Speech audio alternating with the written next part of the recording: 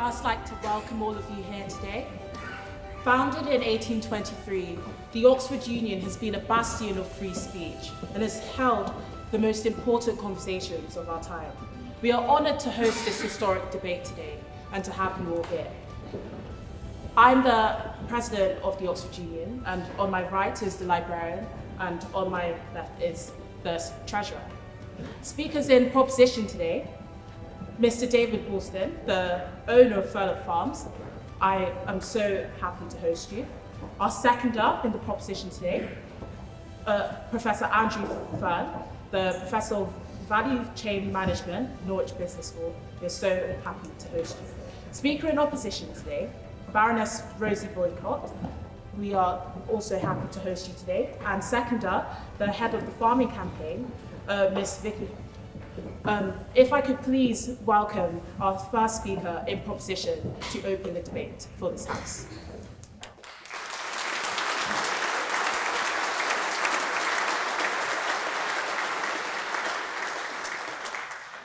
Your Royal Highness, my lords, ladies, gentlemen, and all the chickens hiding on the top floor. Unless you've been asleep, you know my name's David Woolston, and I'm going to spend the next few minutes telling you why you need to be voting in favour of the motion that this House believes cheap food is worth the price. Now, when I'm not messing around in Oxford, I do like to pretend to be a farmer. Our farm takes up 900 hectares of good land, only a few miles from one of the two great university towns of the UK. That's Cambridge, by the way, not Hull. We grow wheat, barley, oats, and the other commodity crops that go into making cheap food. Now, I don't want to preempt anything, but perhaps the two ladies sitting here are going to say something about the cost of that cheap food that myself and my farming colleagues produce. Now, are we as farmers perfect? Well, definitely, certainly, 100% no. There's huge room for improvement, whether that's pesticide pollution, soil erosion, the treatment of livestock, or any one of 1,000 other things. Farming can be, and sometimes is, a complete disaster zone. But that doesn't mean we can't reflect, evolve, and improve. Now, there are two ways that this might happen. The first of them is the carrot. Unfortunately, most farmers, like myself, are dinosaurs, and we get highly suspicious of even the biggest, juiciest carrots dangling right in front of our faces, let alone the small, tiny ones off in the distance, like most of them actually are. We've been trying this approach for decades. Firstly, there's subsidies. You know, we get a great check every year, thank you very much. But also people like the AHDB, they do a great job in promoting best practice for farms. But without real money going into real research, there's a huge limit to what they can actually do. Farming's tricky. There aren't any silver bullets. Inertia's high, and change is a risk that farmers often don't want to take. Now, unfortunately, the real motivator for change is going to have to come from the stick. Because as much as agriculture is underinvested, and this bit's going to be popular, we're also under-regulated. As a farmer, my factory floor is the entire environment, and there's no reason I should be allowed unfettered access to treat it however I want in pursuit of profits, or of cheap food even. So backed up by proper, targeted, and applicable research, increased government regulation can not only make our environment better, but it can and should make our businesses more resilient as well and profitable. So that's why, even though the price of food might be high, we can fix that. We can, to misquote some of the finest political minds of our generation, get farming done. Now that brings me on to the cheap point of my argument. What does cheap actually mean? This is the critical thing for the whole argument. But unfortunately, we live in a world which is relative, not absolute. And there's no such thing as cheap or expensive, only affordable and unaffordable. And who here, apart from these two, are going to stand up and say they're not in favour of affordable food? Affordable food is something which probably everyone in this room has access to every day. Is it a luxury or is it a right? Well, happily, over the past century or so, it's become more of the latter and less of the former.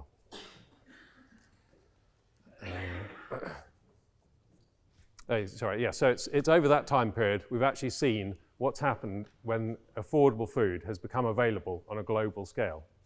Now, how can I say this? It's pretty easy, really. We look at the manifestation of what happens when food becomes affordable, otherwise known as a famine. Now, we don't often talk about it, at least I wasn't taught about it in my substandard education, but the 10 worst famines of the 20th century saw over 50 million people die just from a lack of calories. From 1958 to 1962 in China, between 20 and 30 million people starved to death. In the 3 worst famines in the Soviet Union, another 17 million people died. Now, some people might look at that and say, well, it's not because we're not producing enough food, it's because the distribution's poor. But just ask yourself, do you think in the famines the rich people die, or is it only the poor people? There's always food around, and money always, always, always gets access to it. So if you think that that's not a good argument, or perhaps you're even one of those people who think sometimes the population needs to decrease, perhaps consider, would I volunteer to be one of the starving masses? And if not, which of my friends should take my place? So how do we make more food affordable for more people? Well, if you're poor, there's only one way to make it more affordable, and that's to make it cheap. Luckily, the combination of scientists and farmers have nailed that. In the past 70 years, the world's population has tripled, but the production of grains, which is a good proxy for the number of calories we farm, has quadrupled. And what do we all know? Supply and demand. More grain, cheaper prices. Cheaper prices, better affordability. And we know this is working because in the last couple of decades, the number of famines and the number of people dying from them has plummeted. So we're doing a good job. The problem then, of course, becomes how do we feed all these extra mouths? The population has gone up, it continues to go up, it will continue to go up, albeit at maybe a slightly reduced rate. So the question becomes, can we continue to increase our production while simultaneously learning to farm in a better and more responsible way? Well, I said it earlier, yes, we can. And I want to repeat the call for more government investment in agriculture. I mean, farming is a huge, complex business. It's not something that we as farmers can hope to untangle all by ourselves. Now, my final point is a bit more of a personal one. I'd like to see a show of hands from anyone in here who's died in the last year. No, just me? Well, I did spend 15 minutes dead last summer, although if there's any doctors here, they'd probably be able to tell you I did get better. In fact, there's some people questioning whether I should be standing up here doing this today. Perhaps I'm one of them. But actually, the famous food farming podcaster, Will Evans, who's in here, he has told me he wants to give me mouth to mouth if I collapse. So if that does happen, just let him get on with it. But one thing I've noticed, one thing I've come to realize, having been through that experience of being dead than alive, it's not that I'm like Jesus. It's that actually life isn't just about survival. Sometimes it's also about pleasure. I mean, take, for example, the prize that they're going to give the person for the best comment, a nice bottle of champagne, I think. I was going to make a joke about it being Guy Smith's, but I don't think he's here, so I won't bother.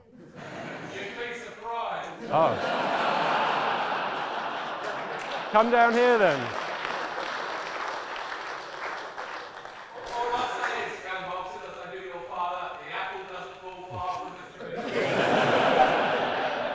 tree. You're not allowed to talk up there, so shh. I think it was a point of disorder, right. So the champagne, which Guy is obviously not getting, is it good? Well, just like with cheap and expensive food, there is no good and bad. It's all relative. The only thing that makes that bottle of champagne good is comparing it to complete rat's piss. You know, the kind of thing your mate Gareth makes in his basement and gives you a bottle of at Christmas every year. Think of it as the Pippi Longstocking argument. What is the point in school holidays when there is no school? What's the point in expensive, delicious treats when we don't have cheap, horrible gruel to compare it to? So in conclusion, I've got 3 main points. Yes, farming can be bad, but it doesn't have to be. We can fix it.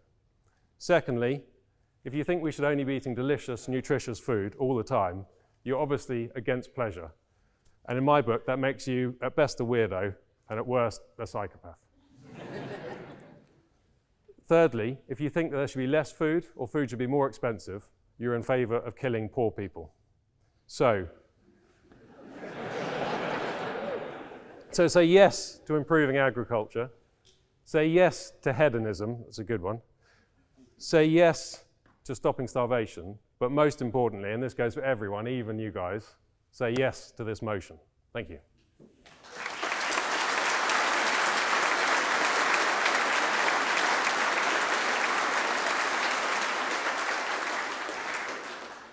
Thank you for that amazing speech. I'd now like to welcome the Speaker in Opposition, Baroness Rosie Boycott, to open the case for the opposition. Thank you. Thank you very much.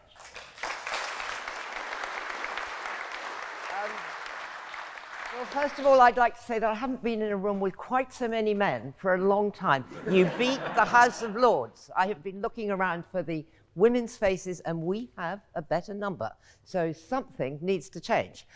David, I'm very glad you're alive. I read your blog, and it's very good news. I'm also very impressed by you as a farmer. I know you do no-till farming, but however, I take objection to almost everything else you said. So let's start by talking about what cheap food is. After the war, when I grew up, my parents spent about 30% of their family weekly income on food. It was a big deal. We had a chicken once every 2 weeks, maybe 12 times a year. They were a luxury. Over the intervening years, the price of food in terms of the family income has fallen from about 30% to under 10%. And it's that gap, it's that economic gap, my lords, ladies and gentlemen, that has allowed our economic miracles of our world to happen. We can have cars, TVs, clothes, we can have everything that we can think of. It has been made possible by this miracle. This miracle is cheap food. If you have cheap food, so to speak, the peasants don't revolt. And we all know enough of our history, modern and ancient and what, to know that if food is too expensive, you have political discord. So for the world, keeping food cheap has been really important. You only need look at the country of America and look at the way the big subsidies work on the big commodity foods. And then you start to look at where all those commodities are. And in fact, they're inside the food that fills the aisles of our supermarkets today. And you may say that we don't want to be hedonists. I mean, I love Coca-Cola. I love cheap food. I'm an absolute sucker for it. But I don't want it all the time, and I don't want it to be the stuff that is right in front of me. For instance, do you know that 98.8% of all food advertising in this country is on unhealthy food? Why?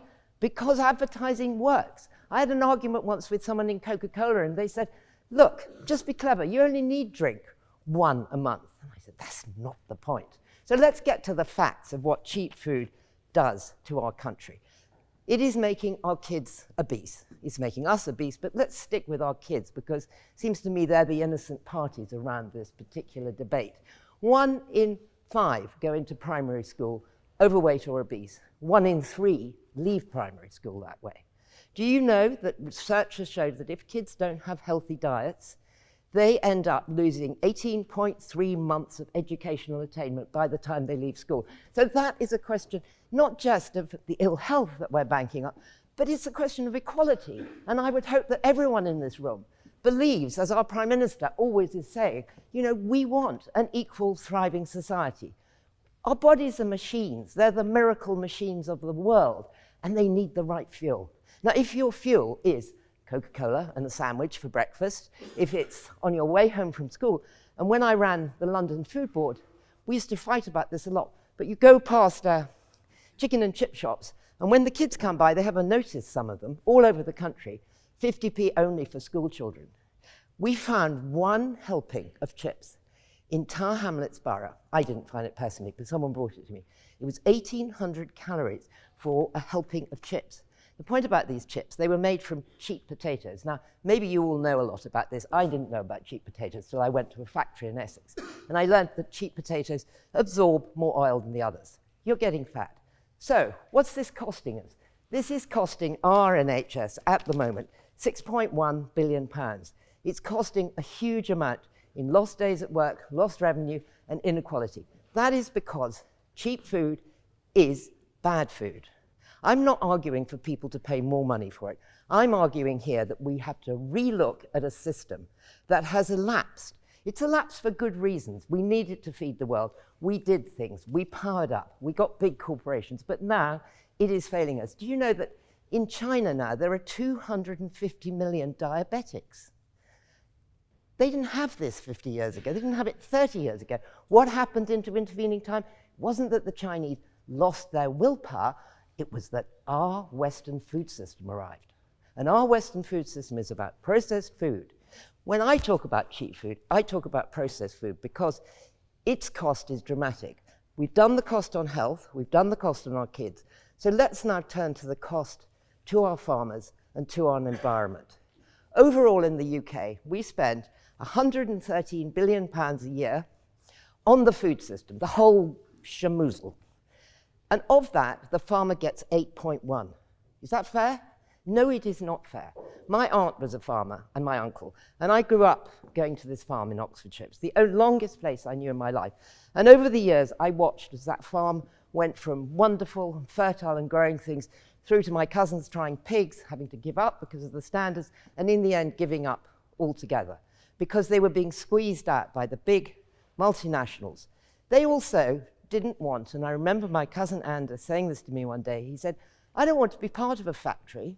When I grow something, I want to know who eats it. I want to know that I'm growing it for you or for you.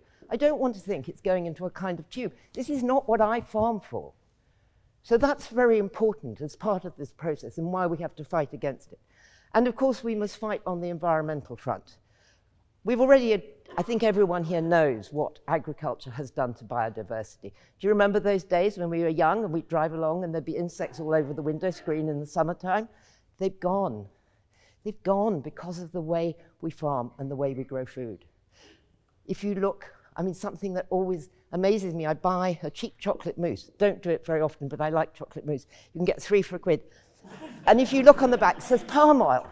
So if you follow that back, that's an orangutan somewhere in Borneo that lost its livelihood for me to have this blasted chocolate mousse in, well, Sainsbury's, Judith, sorry.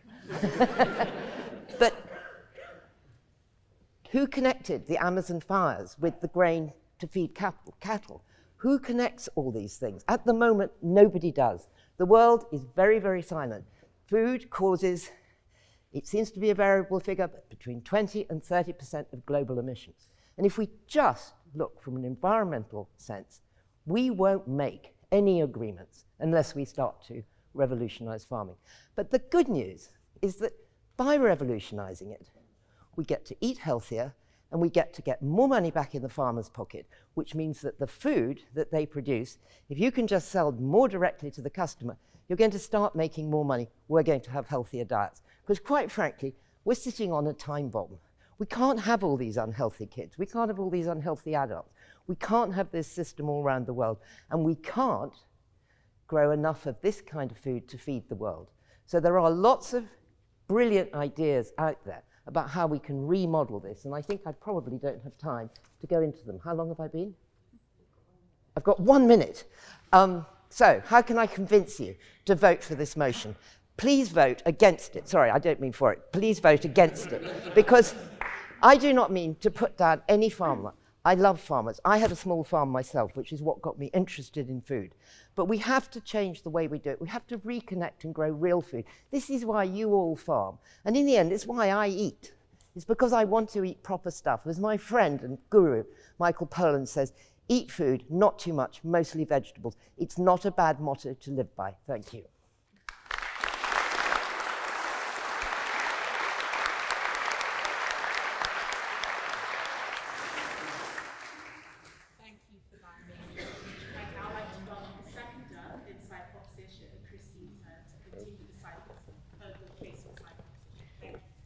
Thank you.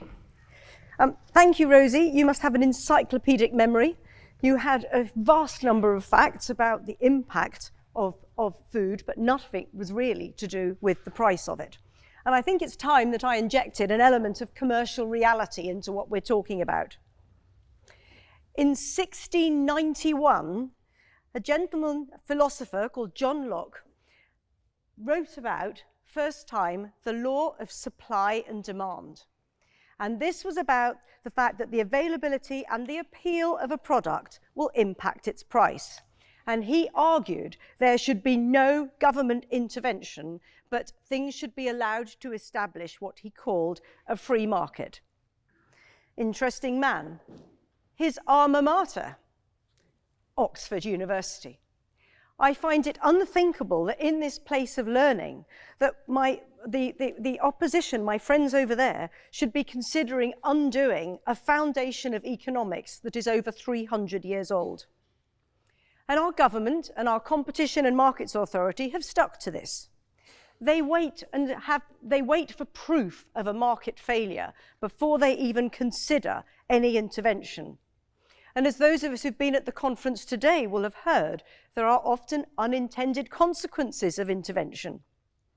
60 years of the Milk Marketing Board ended up with farmers getting the lowest price for milk in the EU, and we had a milk shortage. 10 years ago, Government and Competition and Markets Authority intervened in the relationship between retailers and their suppliers. They felt there was an imbalance of power, and the risks being passed to suppliers were leading to small suppliers being put out of business and large suppliers stopping innovating. And as a result, they introduced the legally binding Grocery Supply Code of Practice and my role as Groceries Code Adjudicator. And I make sure that the retailers pay people on time. They give them reasonable notice when anybody's going to make any changes to contracts, and make sure that if they're asking a supplier to use a third party, that there's no backhander going on between the supplier and the retailer. But crucially, my role has nothing to do with price. I've been in the role for 7 years. Has it worked? I think so. The majority of the farmers that are affected by this are actually fresh produce growers. And over that period of time, they have had longer contracts, better collaboration with the retailers, and this relationship has been leading to greater efficiency. There's been mutual investment, and it will continue to drive down price. I see this as a functioning market. Supply and demand are relatively in balance. There's inward investment, there's expansion, there's new entrants. We're still getting cheap food, but it's a market that's working. I accept that there might be a need for more regulation in order to make sure we have a level playing field, whether it be on welfare or environment, but we need to let the market compete.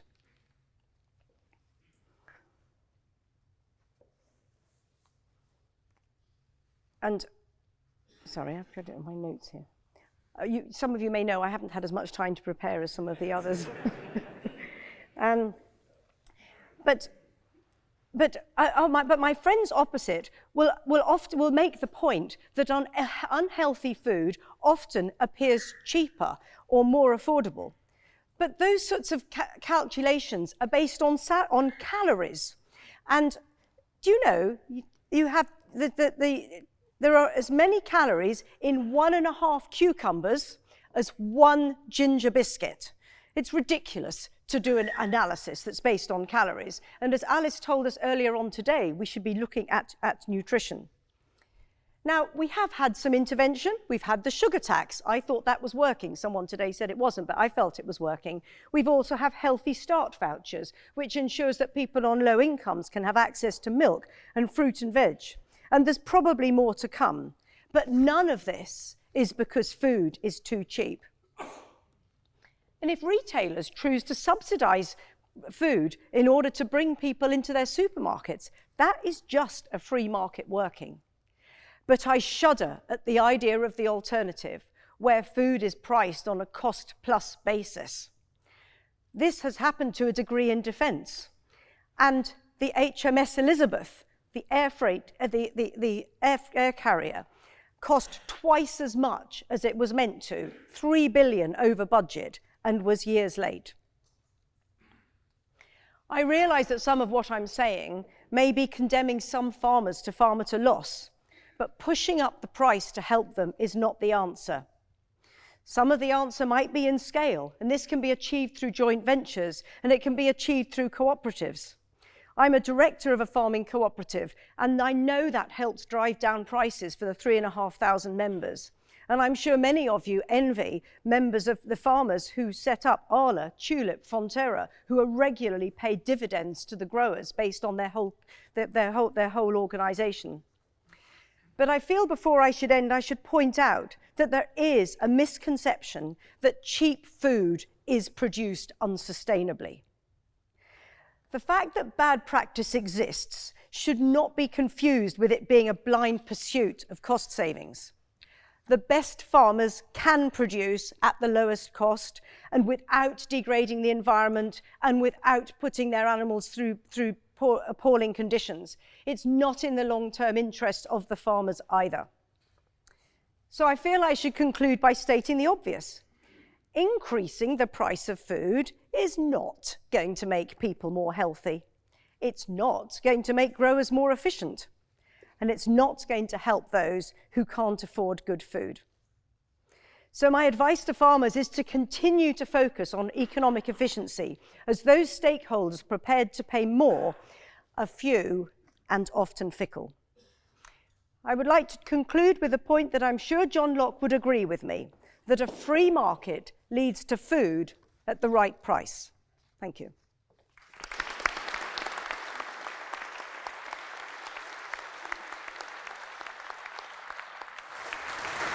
Thank you for that wonderful speech. I'd now like to welcome the second side opposition, Vicky Hurd, to continue the case for side opposition. Thank you. Thank you, Your Highness. Ladies and gentlemen, thank you. I think the true cost of food has been well presented by Rosie. Billions hurting the economy, billions in cost to the NHS budget, a poor deal to farmers, compromised animal welfare, compromised environment, soil, and increasing pressure to tackle these for the climate change crisis that we're facing.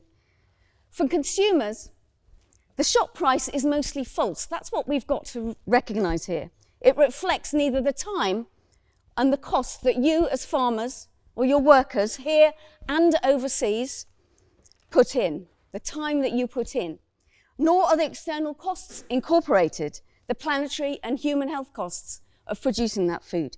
Yes, we've brought cheap in other areas, like cars, clothing, phones, and that must change. Globally, the true cost of everything needs to be calculated into the goods. But we can't wait for that to happen, and it may never happen. We cannot wait for that to happen. Food is too important. The land is too important. Climate and nature emergencies are here, and they are too important to leave alone. Farmers and decent farming livelihoods must be too important to lose sight of. So what we need to do is understand what has made food so cheap. How can we influence that problem to try and ensure that we can pay farmers the right price, the cost plus price of producing and investing in your land, in your animals, in your workers, and in your wildlife, and in your community? How can we make sure that that is done? How can we influence it? Can we rewrite these rules? In reality, we've left the decisions globally in the hands of others for far too long, in the blind faith that cheap food is a sort of public good. I think our proposers were slightly implying that it's a public good. But given all the costs that we know, we absolutely know, to the environment, to our health, that public good has been eroded. And we've also had the blind faith that the supermarkets, the food service sector, the trader know best. We've let them decide what to do with your grain, your vegetables, your milk, and at what price. Because they are wanting you to produce ever more cheaply. But that is really harmful, and it cheapens food. It devalues food. As the chair of your conference said in a recent article, we're not likely to persuade anyone of the value of good food, even hedonistic food, if we keep the cost of it artificially low. And I totally agree with that. Some might justify this by saying it's providing food for the poorest. I'm really sorry, my mouth's gone completely dry, thank you. Some might justify by saying it's providing food for the poorest, food at all price points. We should just make it cheap and make it the best we can at that price and use high tech, whatever it takes to do it. That is understandable, but I believe that is mistaken. How low can any of us, and how low can you really afford to go? How much lower is the price you're going to take? We need to be proposing, I totally agree with David here, we need to be proposing affordable. Affordable for everyone at the right time and the right price, but not cheap. And ensuring people have incomes to afford it, not the other way around. I can hear others saying that it's all very well, but get in the real world, Vicky. You haven't a clue. You're idealistic. We have no power to change the status quo. We're tiny businesses up against huge commodity markets, traders, powerful corporations and retailers. We have no agency, especially with the government hell-bent on global trade deals with agri-food and easy stake to play negotiations. The race to the bottom is inevitable. I don't agree. Another way is possible. And that is my final section to you. You can actually do things differently. Consumers are already recognizing the value of good food and buying quality and standard. We know that. It's increasingly being what the retailers are telling us their consumers want to buy. Values are going up the agenda. Growth in organic, free range shows this. Good quality is or should be good business. I think you would all agree with that. Farmers, as Christine pointed out, here and overseas, are doing things differently. Selling direct through decent food traders, like Better Food Traders. Huge cooperative in Germany. It's now 15,000 farmers, grown from 8 farmers. And they're getting a far greater return on their produce and building a whole new financing system for how they build their businesses. And Arla and Danish Crown have been mentioned. These are huge cooperatives where farmers are colleagues, not competitors, and are gaining the right price for their produce and selling at the right price more directly to their consumers. So it is happening. Countries too have taken action successfully, changing the economics of food to favour less cheap junk food that Rosie was talking about, such as steps to curb junk food marketing and advertising. It's not system change, it's not enough, but it's a start. We have food power projects across the country, 60 of them, helping families on low incomes to access better food through all sorts of systems. Italy and France directly buy fresh from local farmers for school food. And there are emerging really exciting urban food policies that we should learn from, like the Nordic Way, which is an amazing country initiative to make sure farmers are getting the right deal and consumers are benefiting and the environment is benefiting. So I would say that UK farmers can change the system so we don't have to have cheap food. We have affordable food at the right price. And it needs 4 things I'll do very quickly. Firstly, you need to vote against this proposition now. Show that the farm community understands that affordable, climate and nature friendly and fair is needed, but not cheap. Give that message. Secondly, don't fall for the nasty political trick that says you have to sell your produce ever cheaper in order to fix poverty and prevent people resorting to emergency food banks. Fixing poverty is about wages. It's about benefits and incomes and pensions and curbing excessive housing and other costs. It's much about that than it is about the food price. That's absolutely clear from the data. Farmers are shouldering this burden unfairly. Cheap food won't fix poverty. You need to show that by voting against this and aligning yourself with other campaigns. Thirdly, and we know this is not easy, and I totally agree with Christine in mentioning this, you need to collaborate and cooperate more. Form trading platforms. So you become price makers, not price takers. So you can connect more closely with consumers and, yes, even commodity producers. Make liaisons with millers, smaller manufacturers. I hear loads of that at the Oxford Real Farming Conference. There's loads of it going on. It's happening. Get the data. Be far more closely involved in the market that you're selling to.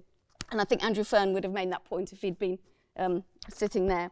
But finally, my fourth, 1 minute, fine. My most important change is to change the politics. Take political action. All of you should take political action to end the cheap food agenda now. Demand system change via policies to rebalance the power into farmers' hands and stop below-cost selling.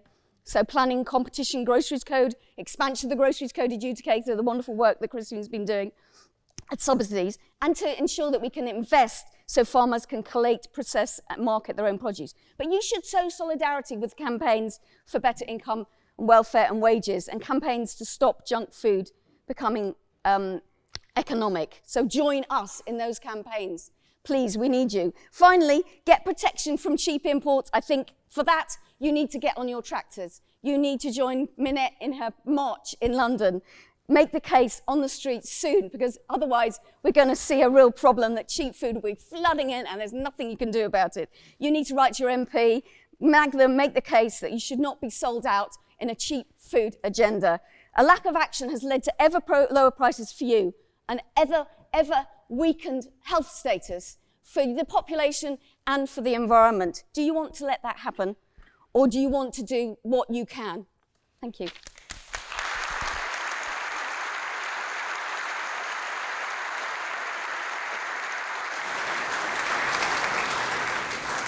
Thank you for that amazing speech. I'd now like to open the debate to the floor for members of the audience to make a two-minute contribution to the debate. If I could have a speaker in proposition to start the floor speeches. Thank you. Thank you, Madam Chairman, Your Royal Highness, my lords, ladies and gentlemen. Cheap food is not something to be afraid of. Indeed, I believe it should be an aspiration. Now, I farm about 20 miles away, and the way we grow cheap food is to grow higher yields or with using less resources. And as a nation of farmers, we're fantastically good at doing that. But I'm we're producing about 4 times as much food as we were 100 years ago. But I'm sitting on a productivity plateau. And why am I sitting on that productivity plateau? Because the tools I use to do my job are being taken away from me. Neonics, triazoles, a raft of other chemistry. Now, I don't want to use chemistry to grow food, as long as I've got access to technologies that can help me grow food better. The problem is we're denied that access to those technologies, which is why we're being forced to say that our food is expensive to grow. So let's have a look at some of those technologies. For example, GM camelina, developed by British scientists at Rothamsted, funded by British taxpayers, and offering cheap, healthy oils and that don't damage the world's fish stocks. And where's that likely to be developed? Where's that going to be commercialized? In Canada and North America. And then there's GM blight-resistant potatoes, developed by British scientists at the Sainsbury Laboratory and NIAB, and offering a fantastic reduction in pesticide use. And where's that going to be commercialized? In America. Even wheat. We have GM iron-rich wheat developed by scientists at the John Innes Centre, British scientists. It offers a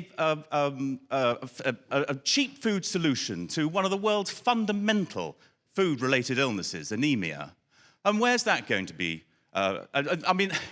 Here in this country, we have the best wheat-growing land and the best wheat-growing farmers. But are we going to be allowed to grow this wheat? No, because a bunch of bureaucrats in Brussels have ruled against it. So, we can grow cheap food. We can grow cheap food that saves lives. We can grow cheap food that meets our net zero ambitions, Minette. And what's the price? All we have to do is open our eyes, explore what's possible, put our faith in the science. These brilliant innovations sitting in our labs and our greenhouses across the UK, they're not going to start saving lives and providing cheap food until they're put in the hands of farmers. Sorry, just 20 seconds. British and Northern Irish farmers who can co-create with our brilliant scientists cheap food solutions for a hungry world, who can show consumers that this is not a food to be feared, this is a food to be revered. So, vote with your hearts and your heads, and vote through the eye door, okay? Thank you.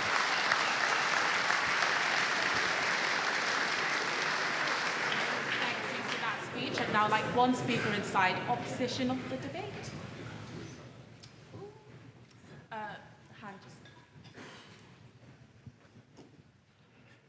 As ever, we always struggle to follow Tom's train of thought. I felt that Rosie needed a man on her side, although I'm aware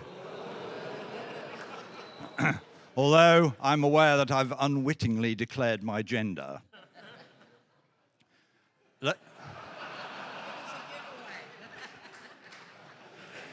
Ladies and gentlemen, cheap food is a disgrace.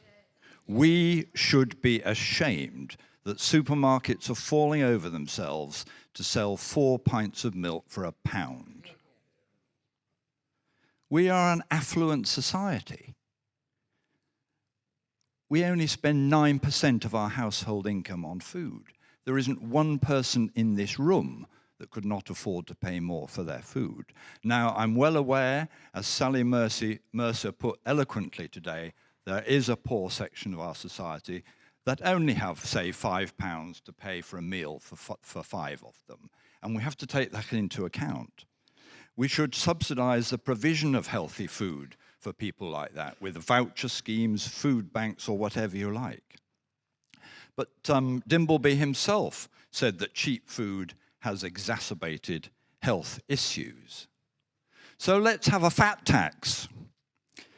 Let's, for example, on our tax returns every year, let's have a box where we put our BME in it, for example, BMI. Let us encourage the milk buyers for the supermarkets to change jobs to become tax weight inspectors. So let's penalize the production of unhealthy, cheap food and reward the producers of good food. And cheap food is definitely not worth the price. You must vote against the motion, ladies and gentlemen.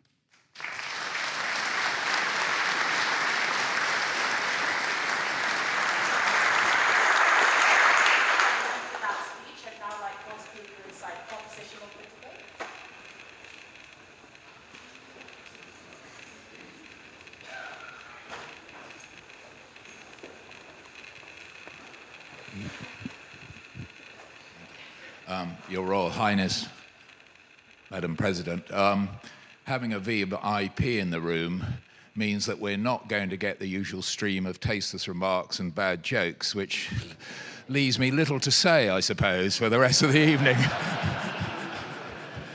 So I'm perhaps going to turn to semantics. This debate in the motion is food. Well, most of us are farmers. We don't produce food. We produce world-traded agricultural raw commodities. Food is what is at Tesco's or Safer, or what we're going to get at Christchurch in a minute. And that's certainly not affordable food.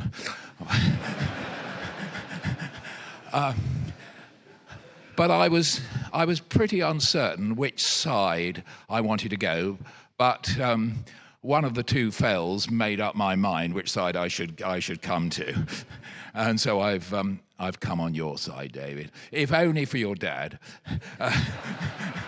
because when you get back home, if you say you've lost, it won't be much fun.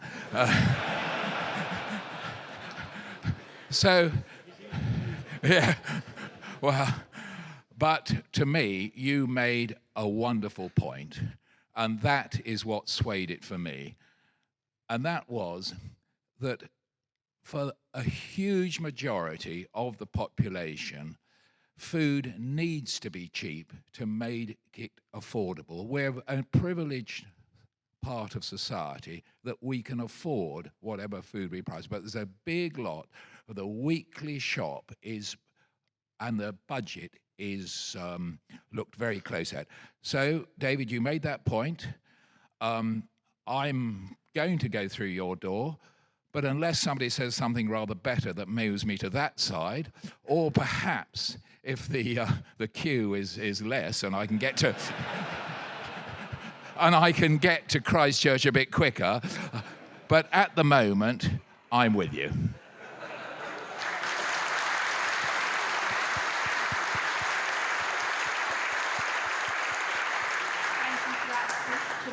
One speaker inside opposition of the debate. If I could have the lady in green, please.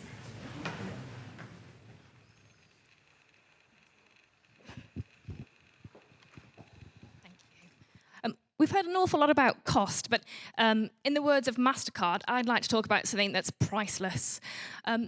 It probably won't concern a lot of you in the room, but as a very proud Welsh woman, something that we're forgetting here, that cheap food actually affects culture and language. So in Wales, our rural communities are underpinned by farms, and they need to be viable. Now, 50% of Welsh speakers reside in those rural communities. So to continue to provide and cheap food means that farms become unsustainable, especially with the phasing out direct subsidies. So actually, we stand to lose an awful lot more. We lose culture that has been part of our heritage, for thousands of years, and that is irreplaceable. So I would like to move the House to vote against this proposal. Thank you.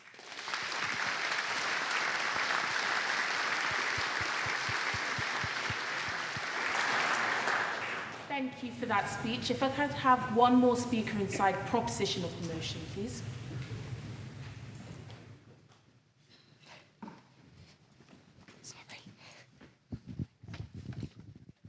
I think this debate has devolved away from cheap food, from affordable food through cheap calories. I think that's an incorrect argument to make. What we're saying here is that not all food should be cheap, and that we shouldn't be taxed because, well, I'm post-Christmas 14 stone, I like a steak bake. I don't want to be taxed because I prefer that side of food because it is cheaper. What I'm saying is that we should be saying that all food should be affordable, not just the fact that there is cheaper food available. It's not cheap food versus expensive food. This is affordable food versus cheap calories. And I strongly urge the House to vote in favour of this, because we do need cheap food. It is an essential part of life. We don't need cheap calories. They can be done with, but we don't need to be taxed to tell us what we can and can't eat.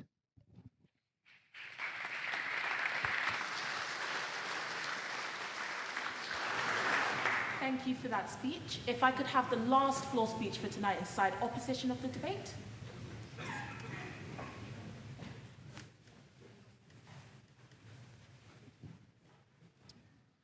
Thank you. Surely the answer is very simple. We've heard tonight that 98% of food advertising is promoting unhealthy food. So advertising clearly works. So as we know, we've got a ticking time bomb of obesity, may even affect some people in this room. You know who you are. Like cigarettes, perhaps we should ban TV, radio, newspaper, and internet advertising. We could ban all adverts for unhealthy food. I'm loving it, but every little helps when you walk through that no door tonight. Thank you.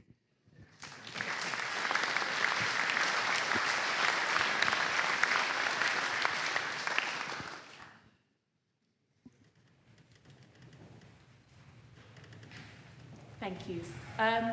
I think it was quite a clear winner of the floor speeches today. I'd like to pick the first speaker in opposition of the floor speeches as the winner of the floor speeches for tonight. Thank you.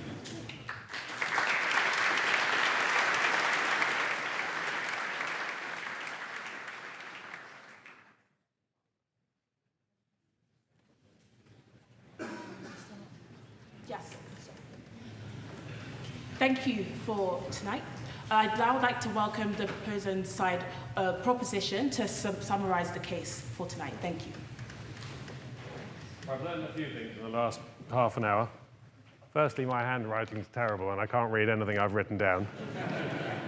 Secondly, perhaps more worryingly, apparently I was supposed to drop the tasteless remarks and bad jokes, so I didn't get that memo. So sorry about that. We agree, Rosie and I agree, farming needs to improve. We've been through that. Yes, it needs to improve, but I don't see what that's got to do with cheap food specifically. Paying farmers more is not going to make them better. If you think that paying a farmer double the amount of money per tonne of his wheat is going to suddenly make him invest it in a lot of good things, you obviously haven't seen many farmers' Bentleys or their skiing holidays they've been on. Another thing, making food more expensive does not make it better.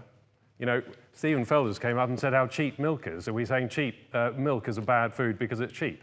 Of course not. That's actually just a complete non-argument as far as I'm concerned. Also, we heard earlier from the gentleman from Greggs, not earlier this morning, that having more expensive food with the sugar tax doesn't actually always reduce its appeal. So even making the bad food more expensive isn't necessarily going to have the desired outcome. Now, finally, I've got to say thank you to Vicky, because I suspect I'm not the first old Etonian to stand here and shout at people, but I almost certainly am the first one who's been made to look like the compassionate side of the argument. Vicky said food needs to be more expensive, so we appreciate it. Now, standing here... Affordable. No, you said it needs to be cheaper.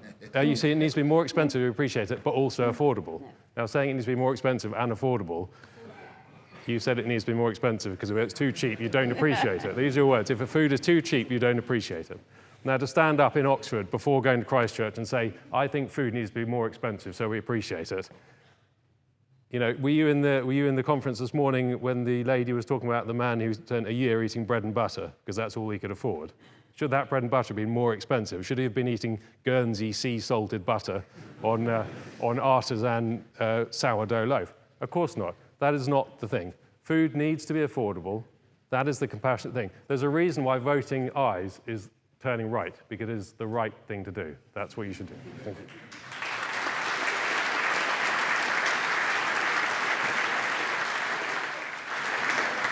Thank you for that speech. I'd now like to welcome the opposer inside opposition to close the debate as a whole. Thank you. Thank you. Thank you very much. Thank you all very much for coming. It's been entertaining, at the least. I hope you will vote against this motion. I think there's a great confusion here to do with food poverty and cheap food. The point is, food should be affordable for all of us. The fact that a lot of people in this country don't have enough money all over the world is not the responsibility of such as the farmers. It's the responsibility of a system failure that is paying you farmers too little, that the whole processing part of the industry, come back to that figure, 8 billion to the farmer, 113 billion in the food system. Something's not right there. I think we can all agree that a lot of people are getting very sick on unhealthy diets. That's what I mean by the cheap food. It's the bad calories that you eat, which are available, which are incredibly delicious, which are marketed to all of us. And we have to work against that for the good of everybody. But also, I think now we don't have a choice. I mean, our biodiversity, our soil, the climate problem, all these things are coming at us like thunderclaps. We're not going to be able to go on like this. It's not just that farming has to change. The food system has to have a revolution. What Henry Dimbleby's been talking about has to come through. And one of the things is that good food should be available for all of us, and we should be proud of it. England, Britain, the UK, we should lead the world as having good food. I'm not at all against great tech. I think things like the small robot company and all those things are genius. We need them. Let's bring them on. Some kinds of GM is also genius as well. I would say I'm against Monsanto because of some of the things, the implications of that size of company. But of course we should embrace technology. The wonderful thing, say, about the drone company is that you could have no-till agriculture and a little guy that goes around and deals with weeds individually. But we cannot go on with all the neonicotinoids and all the things that have destroyed our biodiversity. We are all paying the price. I mean, it's all very well for us to say this is very cheap food, but actually it's on my tax bill, on your tax bill, what the NHS is paying, what the loss of this and the loss of that and the environmental cost. We have to face up to the fact that this, I'm sorry here about this, but you said this is not market failure. I would say it's market failure. Across the world, a third of the world eats okay, a third of the world is overweight, and a third of the world doesn't have enough. You call that a successful system? It isn't. It's a failing system, and we all have to do something about it. And actually, all of you lot in this room are absolutely the people who can. So please vote with Vicky and I. Go out whichever door it is that takes you against this. No, in that case, the other way. And we'll see you all later at Christchurch, and we can argue over the price of the starter. Thank you.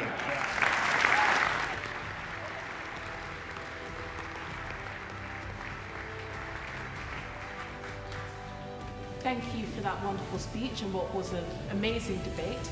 If once exiting, you could choose to walk through the eyes or the nose to reflect the position you've taken on the debate. I'm Melanie Onovo, Christchurch, and I'm your president.